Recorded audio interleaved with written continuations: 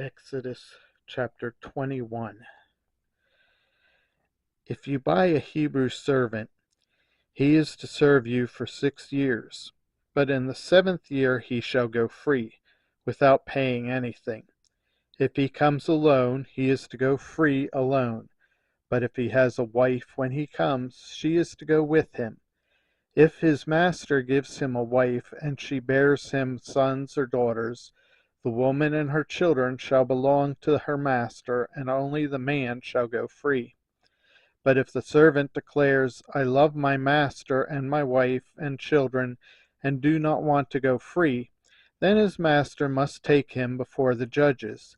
He shall take him to the door or the doorpost, and pierce his ear with an awl. Then he will be his servant for life. If a man sells his daughter as a servant, she is not to go free as male servants do. If she does not please the master who has selected her for himself, he must let her be redeemed. He has no right to sell her to foreigners, because he has broken faith with her. If he selects her for his son, he must grant her the rights of a daughter. If he marries another woman, he must not deprive the first one of her food, clothing, and marital rights.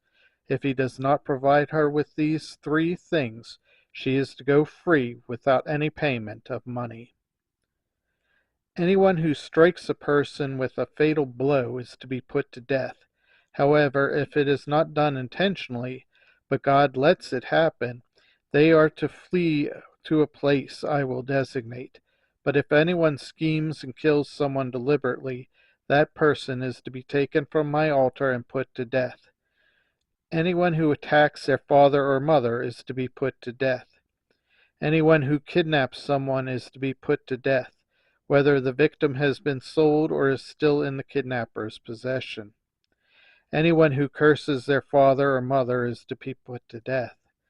If people quarrel and one person hits another with a stone or with their fist, and the victim does not die but is confined to bed, the one who struck the blow will not be held liable if the other can get up and walk around outside with a staff. However, the guilty party must pay the injured person for any loss of time and see that the victim is completely healed. Anyone who beats their male or female slave with a rod must be punished if the slave died as a direct result. But they are not to be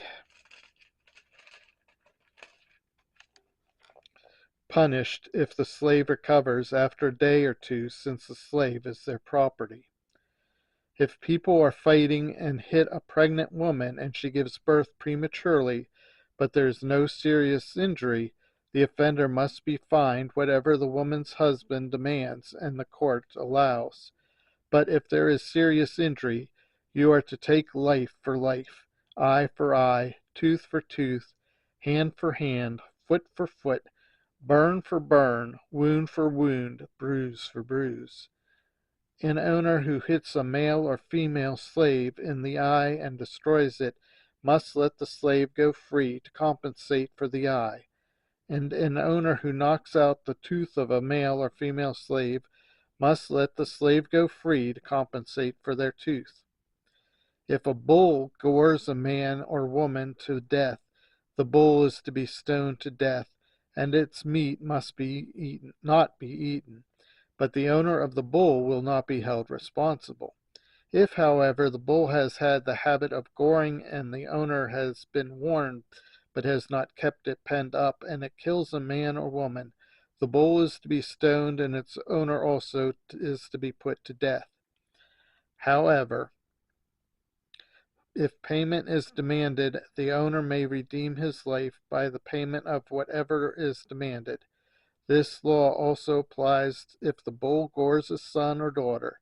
If the bull gores a male or female slave, the owner must pay 30 shekels of silver to the master of the slave, and the bull is to be stoned to death. If anyone uncovers a pit or digs one and falls to cover it, and an ox or a donkey falls into it, the one who opened the pit must pay the owner for the loss of and take the dead animal in exchange. If anyone's bull injures someone else's bull and it dies, The two parties are to sell the live one and divide both the money and the dead animal equally. However, if it was known that the bull had the habit of goring, yet the owner did not keep it penned up, the owner must pay animal for animal and take the dead animal in exchange.